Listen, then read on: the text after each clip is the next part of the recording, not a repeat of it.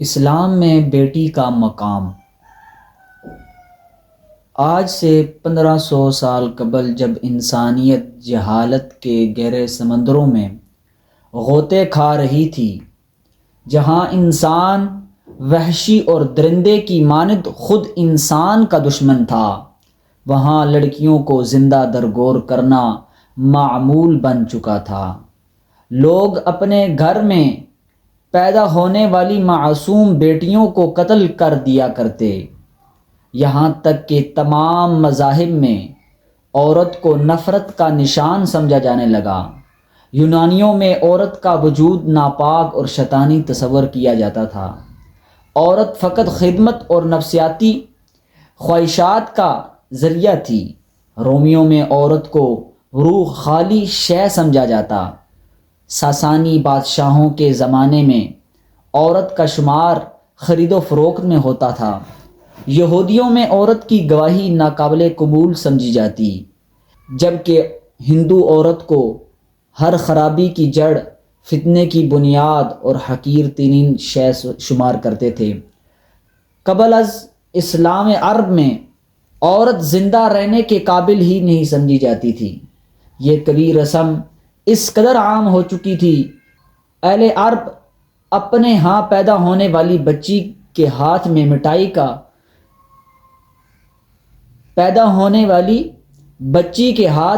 مٹھائی کا ٹوکرا اور گڑیا تھما دیتے اور گڑھا کھود کے بچی کو بٹھا کے اس پر مٹی ڈالتے رہتے۔ بچی اس سارے تماشے کو کھیل سمجھتے ہوئے مٹھائی اور گڑیا سے کھیلنے لگتی، اور یوں ظالم اپنے شیطانی ہوس کے آبیاری کے لیے اس کو منو مٹی تلے دفن کر دیتے۔ ان میں بعض ایسے لوگ بھی شامل تھے جن سے اسلام سے قبل یہ گناہ سرزد ہو چکا تھا۔ ایک شخص نے اپنا واقعہ نبی اکرم صلی اللہ علیہ وسلم کی خدمت اقدس میں سنایا کہ اللہ نے مجھے یکے بعد دیگر بیٹیوں سے نوازا، مگر میں جہالت کے اندھیروں میں اس قدر ڈوبا ہوا تھا کہ باقی عربوں کی طرح بیٹیوں کو کم تر اور باعث ذلت سمجھتا اور اپنا رتبہ بلند کرنے کے لیے انہیں زندہ دفن کر دیتا۔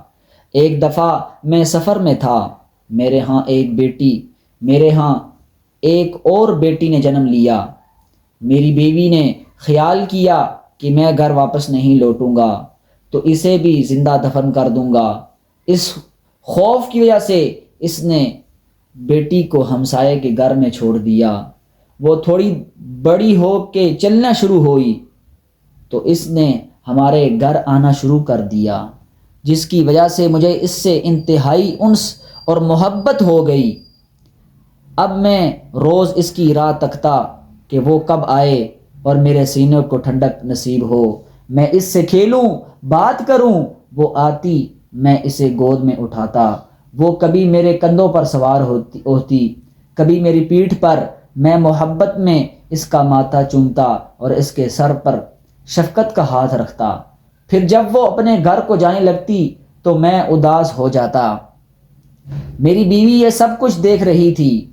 جب اسے یقین ہو گیا کہ میرا خاوند اب اسے دفن نہیں کرے گا تو اس نے ایک دن مجھے یہ سارا ماجرا کہہ سنایا، مگر یہ سب کچھ جان کے بھی میرے دل میں رحم نہیں آیا۔ مجھے صرف اتنا یاد رہا کہ اپنے قبیلے میں اپنا نام مرتبہ اونچا رکھنا ہے۔ میں نے اپنی بیوی سے کہا، اسے بنا سوار کے تیار کرو، اسے بازار لے کر جانا ہے۔ لہٰذا اس نے اسے خوب تیار کیا اور میں اسے لے کر قبرستان کی جانب بڑھا۔ میری بیٹی بہت خوش تھی کہ میں سیر کو جا رہی ہوں۔ اس دوران میری بیٹی بہت خوش تھی۔ وہ کبھی میرے پسینہ صاف کرتی، کبھی میرے ہاتھ پکڑ کے مجھے بٹھاتی، میرے کندھوں کو دبانا شروع کر دیتی، مجھے پانی پلاتی اور میں قبر کھودتا رہا۔ جب قبر مکمل ہو گئی تو میں نے اسے قبر میں اتارا اور اس پر مٹی ڈالنا شروع کر دی۔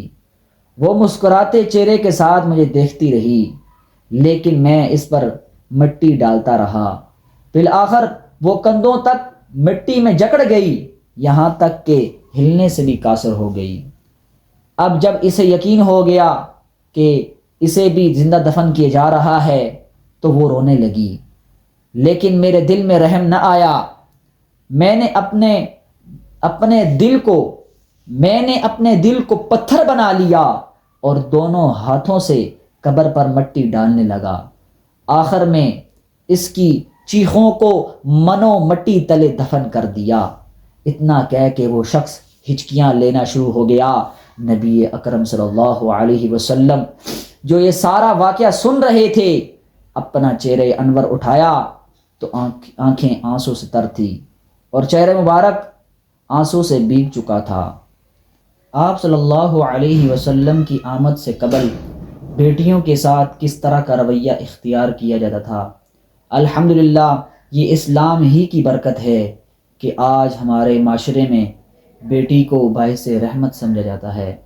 یہی وجہ تھی کہ رسول اکرم صلی اللہ علیہ وسلم کی صاحبزادی حضرت فاطمہ رضی اللہ تعالی عنہا جب آپ صلی اللہ علیہ وسلم سے ملنے آتی تو آپ صلی اللہ علیہ وسلم اٹھ کر ان کے ماتھے پر بوسہ دیتے، سر پر شفقت ہاتھ رکھتے اور اپنی چادر مبارک بچھاتے اور ان کے ساتھ انتہائی محبت اور انسیت کے ساتھ پیش آتے۔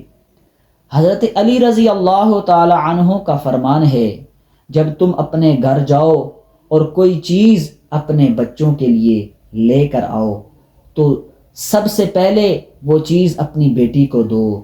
یہ دین اسلام اور نبی محترم صلی اللہ علیہ وسلم کا امتیاز ہی ہے کہ جس کی بدولت امت محمدیہ کے ہر فرد میں بیٹیوں کی محبت اور انسیت پیدا ہوئی۔